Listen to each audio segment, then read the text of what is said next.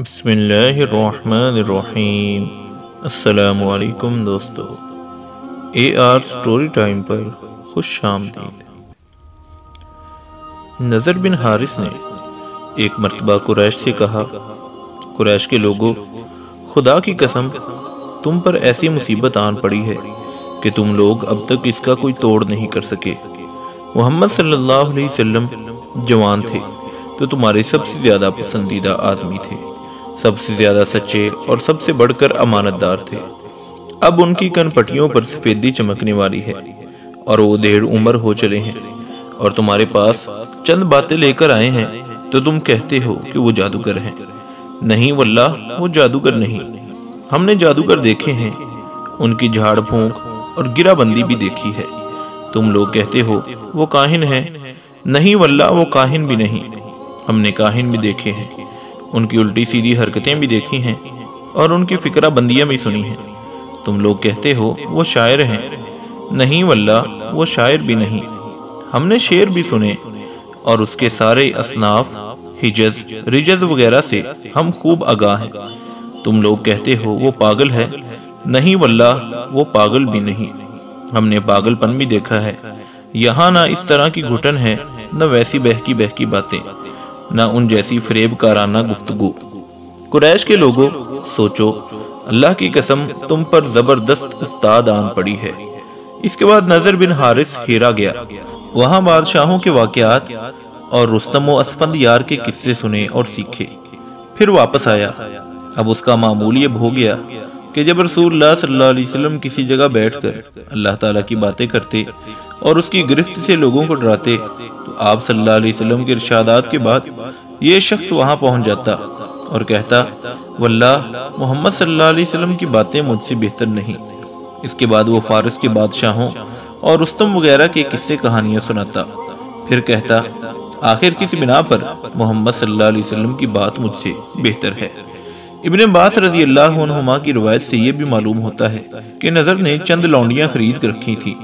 جو ہی وہ کسی آدمی کا متعلق سنتا کہ وہ نبی اکرم صلی اللہ علیہ وسلم کی طرف مائل ہے تو اس پر ایک لونڈی مسلط کر دیتا، جو اسے کھلاتی پلاتی، رجاتی اور گانے سناتی، یہاں تک کہ اسلام کی طرف سے اس کا جھکاؤ باقی نہ رہنے دیتی۔ قرآن کریم کا یہ ارشاد اسی سلسلے میں نازل ہوا، وَمِنَ النَّاسِ مَن يَشْتَرِي لَهْوَ الْحَدِيثِ لِيُضِلَّ عَن سَبِيلِ اللَّهِ۔ کچھ لوگ ایسے بھی ہیں جو لغو کھیل، تماشے کی بات خریدتے ہیں تاکہ اللہ تعالیٰ کی رستے سے بھٹکا دے۔ نضر بن حارث کی طرح ہی عقبہ بن ابی معیط بھی اپنی بدبختی اور خباثت میں حد سے بڑا ہوا تھا۔ صحیح بخاری میں حضرت عبداللہ بن مسعود رضی اللہ عنہ سے مروی ہے کہ نبی اکرم صلی اللہ علیہ وسلم بیت اللہ کے پاس نماز پڑھ رہے تھے۔ ابو جہل اور اس کے کچھ ساتھی بھی وہاں بیٹھے ہوئے تھے۔ بعض نے بعض سے کہا، کون ہے جو بنو فلاں کے اونٹ کی اوجری لائے اور جب نبی اکرم صلی اللہ علیہ وسلم سجدہ کریں تو ان کی پیٹھ پر ڈال دے۔ اس پر بدبخت ترین شخص عقبہ بن ابی معیط اٹھا، اوج اٹھا لایا اور انتظار کرنے لگا۔ جب نبی صلی اللہ علیہ وسلم سجدے میں گئے تو اس نے آپ کی پیٹھ پر دونوں کندھوں کے درمیان اوجڑی رکھ دی۔ میں یہ سارا ماجرا دیکھ رہا تھا مگر کچھ نہیں کر سکتا تھا۔ کاش مجھ میں رسول رحمت صلی اللہ علیہ وسلم کو بچانے کی طاقت ہوتی۔ حضرت ابن مسعود رضی اللہ عنہ فرماتے ہیں، اس کے بعد وہ ہنسی کے مارے ایک دوسرے پر گرنے لگے اور رسول اللہ صلی اللہ علیہ وسلم سجدے میں ہی پڑے رہے، سر نہ اٹھایا، یہاں تک کہ فاطمہ رضی اللہ عنہ آئی، انہوں نے آپ صلی اللہ علیہ وسلم کی پیٹھ سے اوج ہٹا کر پھینک کی، تب آپ نے سر اٹھایا اور پھر 3 بار فرمایا، اللہم علیک بقریش، اے اللہ قریش کو پکڑ لے۔ آپ صلی اللہ علیہ وسلم نے بد دعا کی تو ان پر بہت گراں گزری، کیونکہ ان کا عقیدہ تھا کہ اللہ کے اس گھر میں دعائیں قبول ہو جاتی ہیں۔ اس کے بعد آپ نے نام لے لے کر بد دعا کی، اے اللہ ابو جہل کو پکڑ لے، عقبہ بن ربیعہ، شیبہ بن ربیعہ، ولید بن عتبہ، امیہ بن خلف اور عقبہ بن ابی معیط کو پکڑ لے۔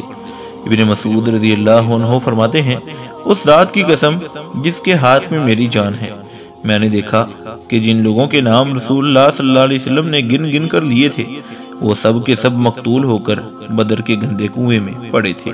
ان بدبختوں میں عقبہ بن ابی معیط بھی شامل تھا۔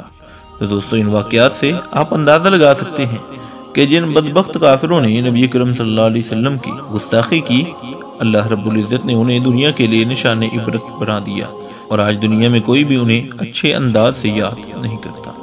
تو دوستو، ایسے ہی معلوماتی، ایمان افروز اور تربیتی واقعات حاصل کرنے کے لیے ہمارے YouTube channel AR Story Time کو سبسکرائب کر دیں۔ اللہ حافظ و نگہباں۔